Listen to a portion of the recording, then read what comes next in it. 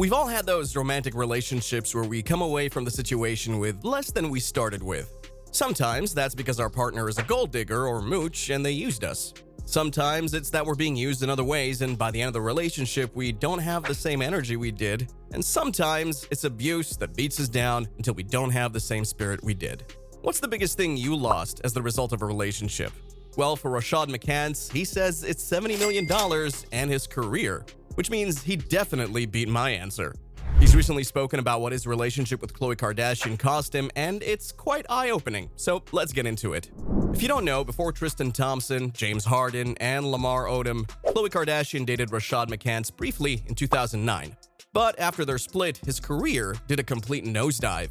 In 2005, he got drafted by the Minnesota Timberwolves and played with them for 4 seasons. Then he got traded in 2009 to the Sacramento Kings. Then he signed with the Houston Rockets shortly after that. And a year later, he got signed by the Dallas Mavericks. He was released after a bit, and he's been playing in international basketball leagues since then. He signed with Venezuela's Trotamundos de Carabobo in 2015. So you can see that things started to go downhill in 2009 after he dated Khloe. And that's what he attributes to his career's decline and ultimately its death. So what caused the career-ending split? Well, Rashad changed his relationship status on Facebook, and Khloe's whole family came at her sideways about it, so she had some words with him. And once he figured out that he couldn't even click a few buttons on his own social media profile without the whole Kardashian clan and the whole world being up in his butt, he ended things. Well, this is '09 when Facebook just got around. Yeah. And I put my relationship is complicated with Khloe. It went straight to Media Takeout. Damn. Went straight to Us Weekly. It went straight to all the major blogs. So she hit me They got to do PR management. Oh, she hit me. We were together in the studio in Minnesota. She was like, before we go in, let me talk to you. So did you put this on your Facebook page? And I'm like, yeah. Well, you need to run this by me before you do this because my family and my sisters, my mom, we have to answer to these things. And I said, my mom and my sisters don't have to answer to this. Right. You know what? I'm off this shit. I got too many. I got too many ladies. I got too many. I'm not trying to hear this. And honestly, no one in the world could blame him for that. Khloe tried to get him back, but her attempts fell flat. And since he wasn't playing nice with the Kardashians anymore, they spun a narrative that made him look bad. To make me look bad. And they did an episode. They got a powerful platform. Maybe I didn't know how powerful. I didn't know how powerful it was. You had to find out when she was, taking aim at you. They did an episode where Kim faked going into my voicemail and finding out that I cheated on Khloe, which we hadn't even been talking. She didn't even have my number, but I had signed that consent form where they can use your likeness any way they want to, and not even pay me. Wow. There's probably some kind of truth to that because I did some digging and found the episode where Kim hacked Rashad's voicemail. That's right, I did all the work so you don't have to. Now, if that's not worth a like and subscribe, I don't know what is. Anyway, here's the clip. Good time last night. Can't wait to hook up again so we can have even better time. Khloe, we just see the look on her face and she is just goes blank. Hey, Rashad. I miss you, baby. Where are you? I haven't talked to you. Call me back. She's so shocked, and I think she's really embarrassed. I mean, this. I can't handle this. I feel so bad. Is she crying? I feel bad. That negative narrative followed Rashad to the court and beyond. I feel so bad. It's okay. He's just a piece of What a f***ing ass. What an idiot. What an idiot. Seriously. I mean, those messages were... I haven't had a boyfriend in so long, and it's like I don't trust anybody, and then somebody that really I trust. It's really hard for me to call someone my boyfriend. And, I was all in with Rashad, and now I just feel really, betrayed. Now that's interesting. It must feel really surreal to know that you were the prototype for the Tristans and Kanyes that would come later. Apparently, Khloe married Lamar Odom suspiciously quickly after Rashad dropped her. For me to see my sister so happy and finally she found someone, I definitely think that this will last. It seems like Rashad regrets his decision to fire the agent because the guy was just looking out for Rashad's NBA career, and at the time Rashad didn't see what an impact dating a Kardashian would have on him. There was really the energy, but before that, it was like they needed that energy. They needed that energy to have a reason to have that energy, right? So for me, Reggie stepped in after Ray J. Even after he broke up with Khloe, he faced backlash in his career. He went to work out with the LA Lakers, and the media instantly caught wind of it and posted about it online. Have you had much interaction with any of the Lakers brass at all? Derek Fisher. We did a couple workouts throughout the summer. So not only did Rashad not get to play for the Lakers, he didn't get the opportunity to play with Kobe, which I'm sure was devastating to him. But that wasn't the only thing he lost. In an interview with the Charlotte Observer, he said that dating Khloe cost him $70 million. Without that situation in play, I'm at $60–70 million easily. And tell the truth about what's really going on in college sports for student athletes. It's all, just there in front of you. Let's stop and discuss that UNC thing, because that's important information that kind of paints Rashad in a different light. And I'm not about to sit here and just give you one side of the story. Before McCann made it big in the NBA, he played college basketball for the UNC Tar Heels in North Carolina. And pretty much the whole time, he let it be known that he wasn't really happy there. He did an interview with North Carolina's WRAL and said, "You're not allowed to say certain things, but once you get out of jail, you're free. I'm in my sentence and I'm doing my time."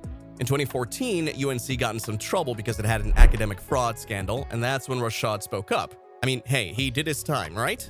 He told ESPN that he took these fake classes that were called paper classes, tutors wrote his term papers, and that he didn't even go to his real classes that often. He said that the fake class system was instituted to help him be eligible to play during the 2004-2005 national title season. With the paper classes, he was allowed to just write a term paper instead of actually going to class. And even that term paper was written by tutors, he claimed. And even though he wasn't actually showing up to classes that often, he says they put him on the dean's list during the spring of 2005. He says that UNC coach Roy Williams knew all about this system too. "I remain eligible to finish out and win the championship, his first championship, and everything was peaches and cream." Now, it's interesting to note that UNC did actually defeat Illinois in the NCAA title game in 2005. His former UNC team members weren't happy about all of the allegations he made either. In 2017, he said he hadn't even spoken to them. Not once. Unfortunately, the truth can surface, and still no one can come forth and support what's happened.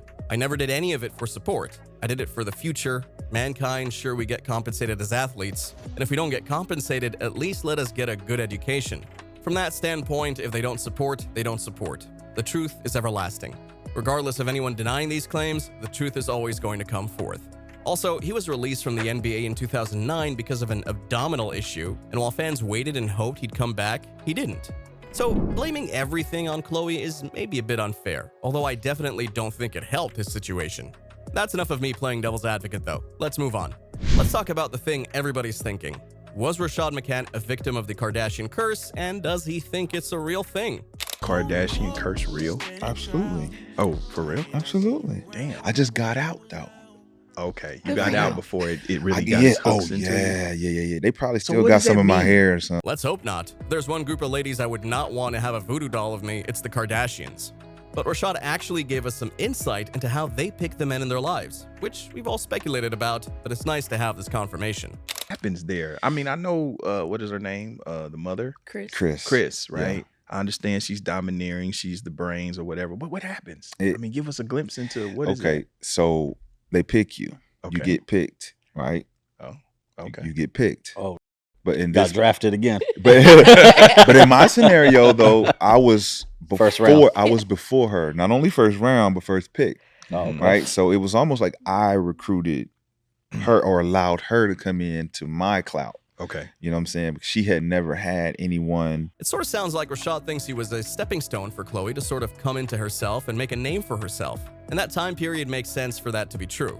There was a lot of online bullying of Khloe during that time, and speculation about her orientation even came up. That they wanted to do a show on us because her fans thought that she was a lesbian. She wasn't ever being seen with no guys. She wasn't as attractive then. You know, she was still getting through her certain phases of baby fat and all that kind, growing into her body. Yeah. And so she used that as an opportunity to be seen with a baller, you know, and Courtney wasn't that type of girl. She was more of a rocker, you know what I'm saying? But Kim kept the family up with the Ray J and the Reggie and then off to Kanye. Right. So when I became that for Khloe, it allowed it to be a scenario where if you didn't buy into it, they'll create a narrative list of why you were wrong for it. Let me translate here, because Rashad isn't exactly spelling it all out, but I will. See, he became Khloe's springboard into notoriety, the reason people were interested in her and talking about her. For some reason, the Kardashians seem to be really backward, and they think that their worth is tied up in whichever man they're dating or married to or linked to at the time. So we get this sort of man of the week or month or whatever sort of thing with them. It's why everyone is so invested in, well, who's Kim dating now? It's the narrative they promote the hardest, and it's definitely something that should have been left back in 2023 if you ask me. Well, except for Kourtney and Travis, because those two are hashtag goals. Anyway, because he got Khloe in the spotlight, they were like, oh, hell no, you can't just break up with her like that. What's the media going to think? And they spun the narrative to make him look bad. It was honestly probably because they couldn't have people talking about how someone broke up with a Kardashian because he couldn't deal with the keeping up with the Kardashians lifestyle and all the hoops he had to jump through just to be Khloe's boyfriend. That's definitely why he says he broke up with her, but that definitely wouldn't have fit into their narrative. So what's Khloe up to these days? Well, despite having dumped him back in like 2019, Khloe's still stuck on Tristan Thompson. But I honestly don't think she'll get back with him until she and her family have built up a better public image of him. I mean, he cheated on her about 1 billion times now, so he looks like a dog. And if she goes back to him, she might as well start wearing a clown nose. But that image rebrand isn't going so well. Last week, Tristan got suspended from the NBA for the next 25 games because he failed a drug test. That's a major loss for him because not only does it make him look bad, he's going to have to give up around $726,000 out of his $3.1 million salary. Now, don't take that to mean he was on illicit substances necessarily. He tested positive for ibutamoren and SARM LGD 4033. And no, I didn't just make that crazy string of letters up. SARM stands for Selective Androgen Receptor Modulators, and it's usually used for muscle enhancement, while the ibutamoren stuff is considered a growth hormone, both of which are banned in the NBA's collective bargaining agreement under the SPED or Steroids and Performance Enhancing Drugs section. And how is Khloe dealing with the stress? Apparently by hitting the gym. She took to Instagram to say this: "Working out is my therapy. For me, it's the best way to cope with stress. It keeps me focused. It keeps me strong physically and mentally." Guess that's one way to deal with it. At least it's healthy. She's like, well, Tristan failed a drug test. Let's go do some Pilates about it.